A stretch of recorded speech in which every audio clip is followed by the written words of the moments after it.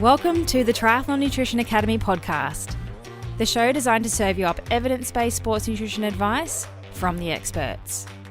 Hi, I'm your host Taryn, accredited practicing dietitian, advanced sports dietitian, and founder of Dietitian Approved. Listen as I break down the latest evidence to give you practical, easy to digest strategies to train hard, recover faster, and perform at your best. You have so much potential, and I want to help you unlock that with the power of nutrition. Let's get into it.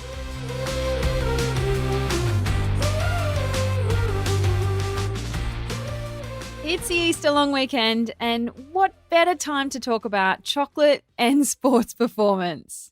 But before we do, if you've got a little bit of time over the weekend, I want you to go and grab my triathlon nutrition checklist. It's a 50-step checklist to triathlon nutrition mastery.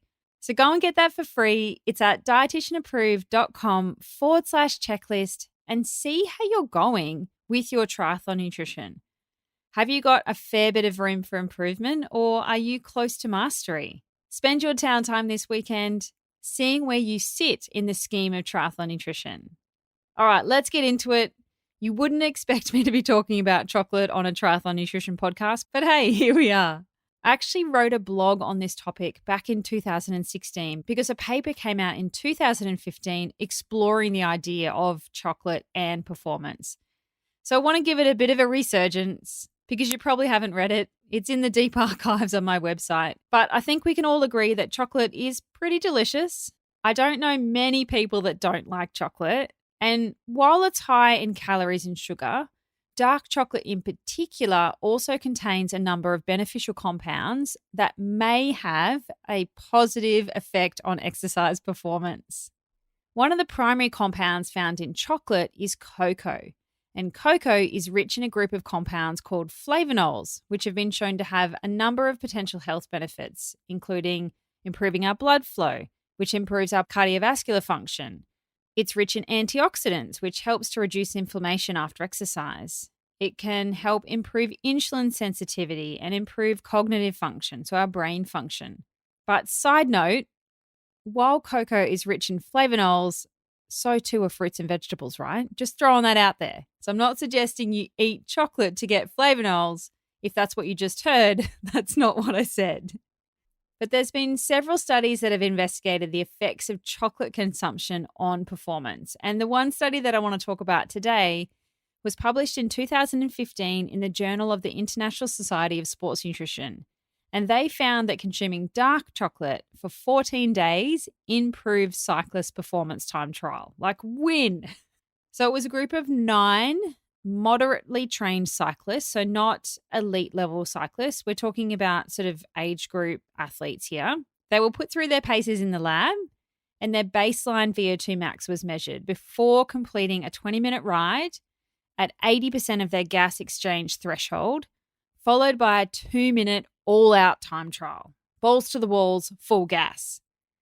In a crossover design, they then consumed 40 grams of either the flavanol-rich dark chocolate or flavanol-deficient white chocolate for 2 weeks before repeating the exercise testing again.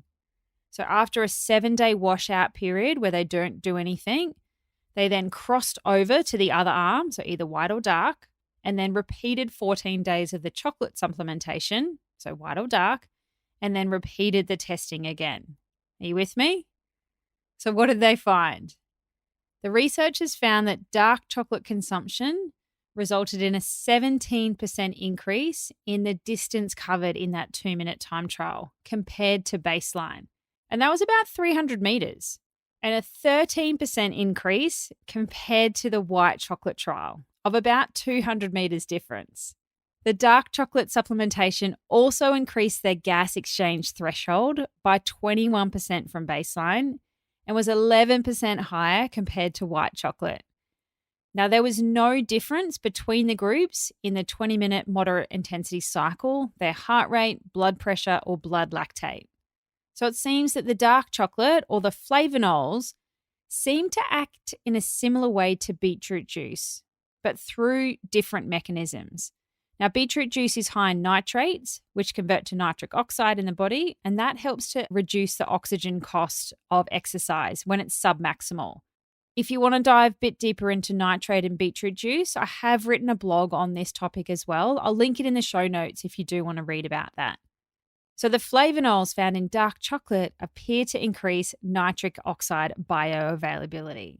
Are you still with me? So let's put our critical thinking hats on for a minute.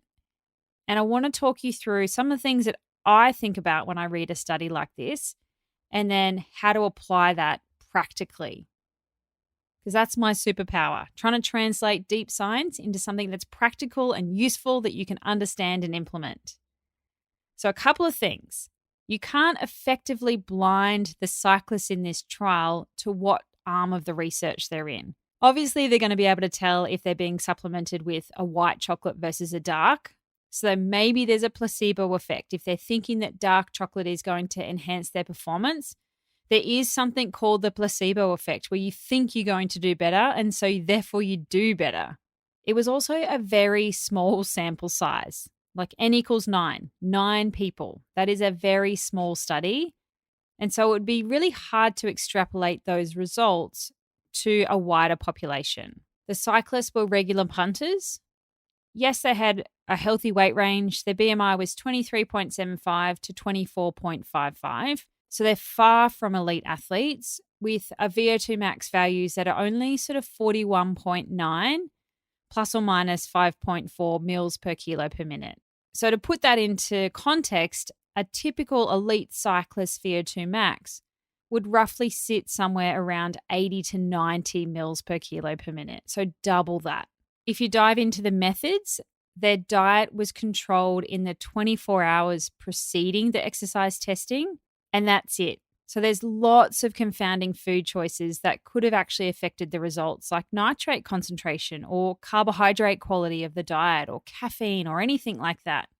Dark chocolate also has a small amount of caffeine, and we know that caffeine is a very well-established performance-enhancing supplement. And so maybe the effects are actually because of the caffeine and not necessarily the flavanols. And on that, the flavanol concentration of the chocolate was never specifically tested. So we can't draw solid conclusions to say that that results was based on the flavanol explicitly. So don't take clickbaity headlines as evidence that something is good for us without actually diving into the nitty-gritty of what the paper is and how they did it.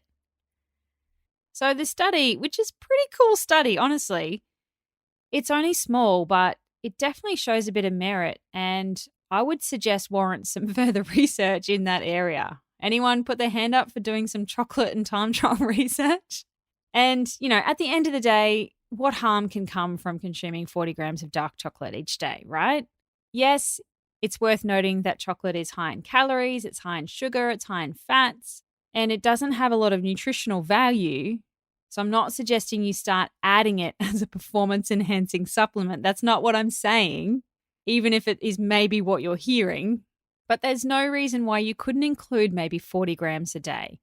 And that is 40 grams is only about 2 or 3 squares. It's not a couple of rows. It's not a whole block. It's just a square or two. So small portions, and we're looking for flavanol-rich chocolate, so the dark chocolate varieties, because not all chocolate is created equal. Have a look at the packet next time you buy your regular chocolate. I'm not saying start, but when you buy your regular chocolate, have a look and choose something that is at least 70% cocoa solids to ensure you're getting that highest concentration of flavanols. So move over coconut oil. We don't like you. Beetroot dark chocolate is where it's at. You heard it here first. If anyone starts that and creates that as a performance-enhancing supplement, I'm claiming royalties. If you want to dive into that paper, I'll link it in the show notes so you can read all of the details. But have a great Easter long weekend. Eat some chocolate. Just do it mindfully. And if you have the choice, the darker the better. Thanks for joining me for this episode of the Triathlon Nutrition Academy podcast. I would love to hear from you. If you have any questions or want to share with me what you've learnt, email me at podcast@dietitianapproved.com. You could also spread the word by leaving me a review and taking a screenshot of you listening to the show. Don't forget to tag me on social media at dietitian.approved so I can give you a shout out too. If you want to learn more about what we do, head to dietitianapproved.com. And if you want to learn more about the Triathlon Nutrition Academy program, head to dietitianapproved.com/academy. Thanks for joining me, and I look forward to helping you smash it in the fourth leg. Nutrition!